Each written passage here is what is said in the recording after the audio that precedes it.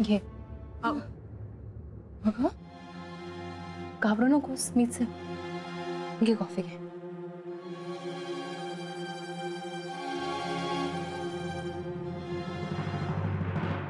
माझ्यामुळे तुम्हाला उगाच त्रास झाला ना. अगं त्रास कसला? आणि तुझा त्रास दूर होणं जास्त महत्वाचं.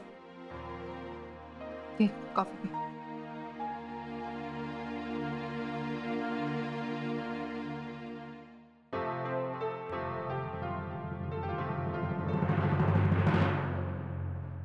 सावंत साहेबांमुळे खूप पटकन आणि चांगला रिस्पॉन्स मिळाला ना आपल्याला. पण आपण मॅडमच्या रूम मध्येच भेटलो असतो तर. आली हे बघ, स्टडी रूमची गोष्ट वेगळी होती, पण त्या गेस्ट रूम मध्ये मॅडम ना कशाला उगाच जागरण नाही का. त्यांच्या डोक्याला काय ताप कमी आहे आधीच. आपण एक काम करू, त्यांना आराम करू दे. आपण सकाळी फोन करू त्यांना.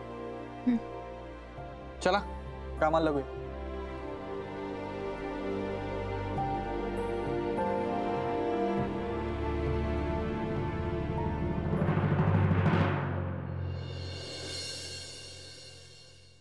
आता शांतपणे सगळं सांग.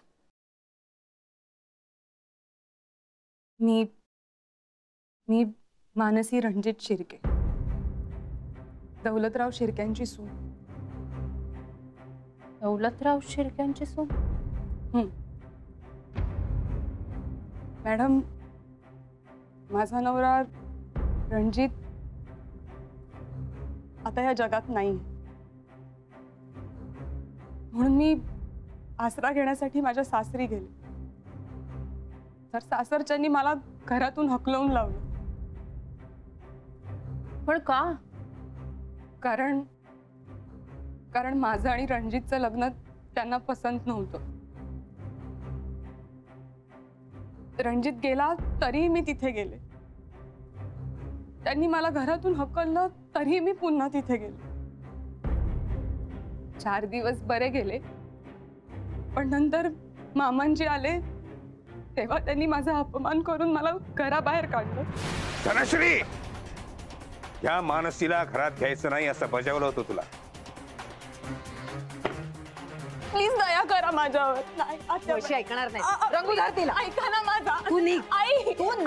प्लीज ऐका. निघ इकडून प्लीज. अगं पण जिथे आपला अपमान होतो तिथे जायचंच कशाला? सुनेचे हक्क मिळवण्यासाठी तू कोर्टातही जाऊ शकली असतीस. मॅडम, मला त्यांचं काही नको होतं, पण रणजित पासून मला दिवस गेले होते. शिर्क्यांचा वंश माझ्या पोटात वाढत होता. त्याला तर त्याचे हक्क मिळायला हवेत ना. मग या बेसवर तर आपण कोर्टात दावा करू शकतो.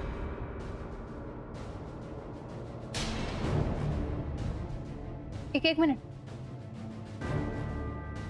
वंश वाढत होता म्हणजे? कारण टेन्शनमुळे माझं मिसकॅरेज झालं होतं. म्हणून मी पुन्हा आसरा घेण्यासाठी तिथे गेले तर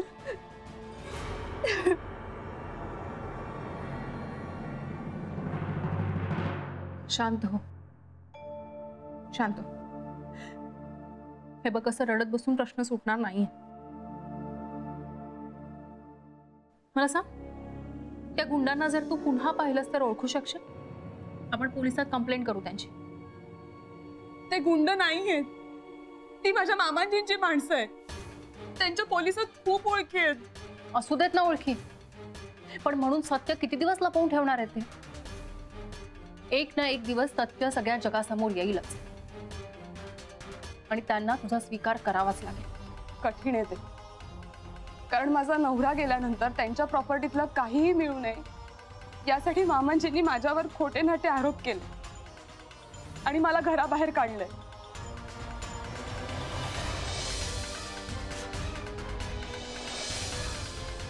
असं म्हणतात सासरा आणि सुनेचं नातं हे बाप लेकीसारखं असतं. अशा सासऱ्यांना चांगलीच अक्कल करायला हवी.